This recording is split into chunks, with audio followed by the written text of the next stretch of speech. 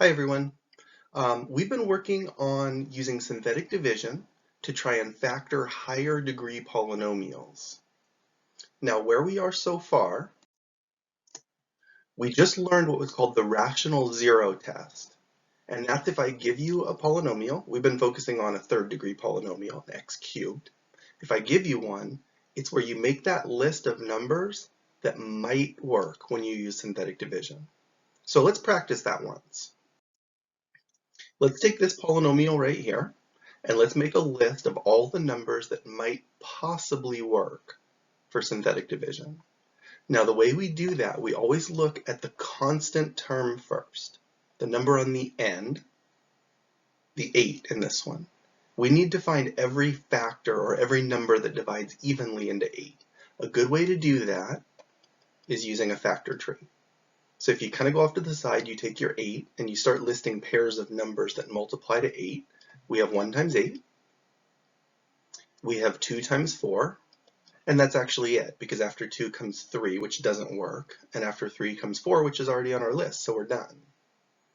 So basically there are 4 numbers that divide evenly into 8, but we need to do both the positive and negative version of each one. So we actually have 8 numbers so far.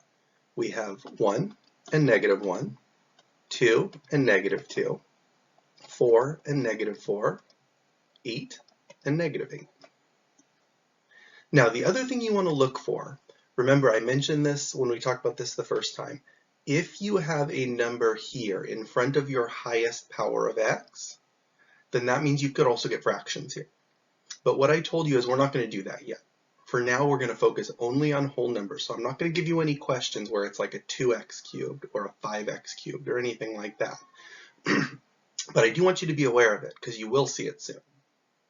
For right now though, this is our list.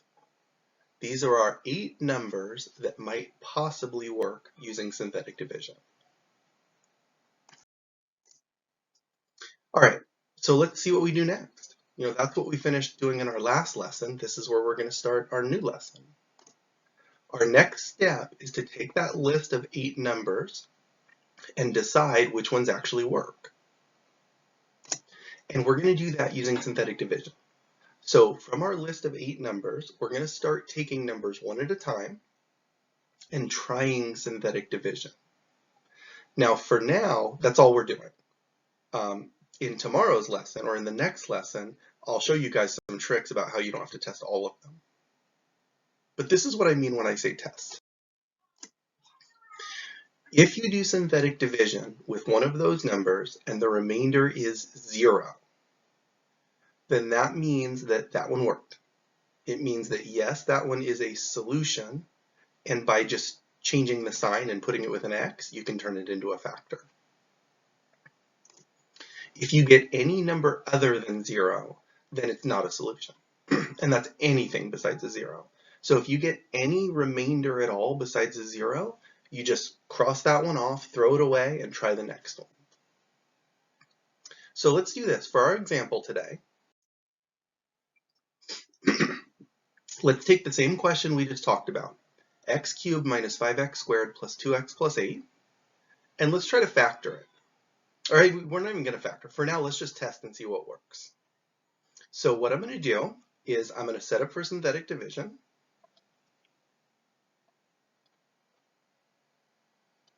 I have a 1 for my 1x cubed. I have a negative 5 for my x term. I have a 2 for my x term, positive 2, and a positive 8 for my constant term.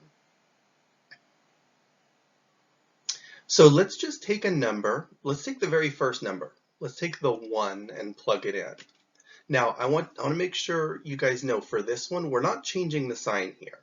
We change the sign when it's a factor. If I said x plus 1, that's when you change the sign and put a negative number. If I just give you a list of numbers to try, just try that number.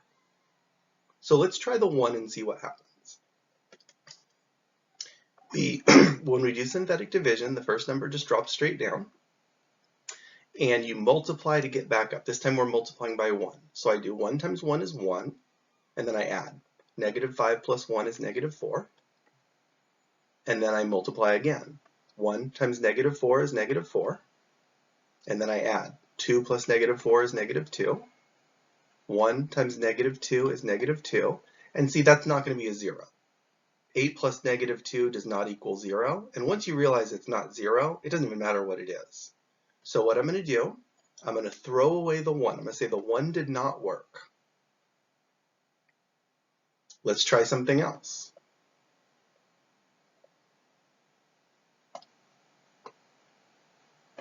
So let's erase this work. And maybe this time I will try the negative 1. And then we'll do the synthetic division again.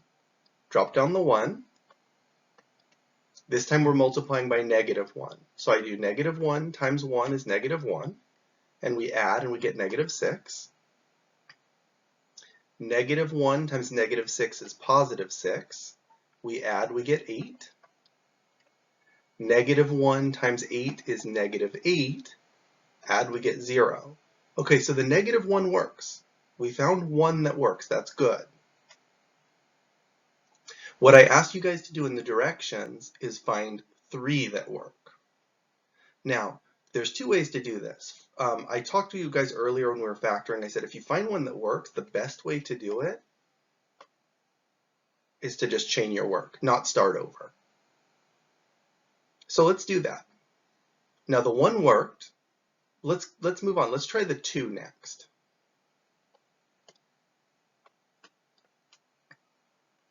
So I drop down my 1 and I multiply. 2 times 1 is 2.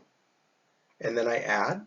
Negative 6 plus 2 is negative 4. And then I multiply again. 2 times negative 4 is negative 8. And I add and I get a 0 again. So in fact, I'll circle this one. The negative 1 worked. The 2 also worked. And now, basically what we have left, I mean, if you think about what we learned from before, I don't even need to do synthetic division a 3rd time. Because my 3rd one right there, I can tell it's going to be, well, I'll do the synthetic division since that's what we're doing today. But basically, you know, let's just keep going. Let's pretend like we didn't even notice and just keep going. Let's say I try the negative 2 next. So I drop down my 1. I multiply by negative 2. Negative 2 times 1 is negative 2. And I add and I get a negative 6. It's not a 0. So I can throw the negative 2 out. So I go, all right, well, let's erase those then. And maybe next we'll try the 4. So I drop down my 1 and I multiply. 4 times 1 is 4. And I add and I get a 0. So I found the 3 that worked. The 3 that worked are negative 1, positive 2, and 4. And we get to stop now. So remember, there were 8 numbers on our list, so you might have thought to yourself, oh, I have to do synthetic division 8 different times. But you don't. You only have to go until you find as many as you need. For this example, I asked you to find 3. But soon, in the next lesson, we'll find out that you actually really only need to find 1. But we'll talk about that in the next lesson. For now, I just want you to practice testing solutions, looking for that 0 for the remainder. If you get the 0, then yes, it counts as an answer. It worked. If you get any number other than 0, you erase, you cross out that number like we did with the 1 and the negative 2, and you try a different number. And you keep going until you find as many as you need to.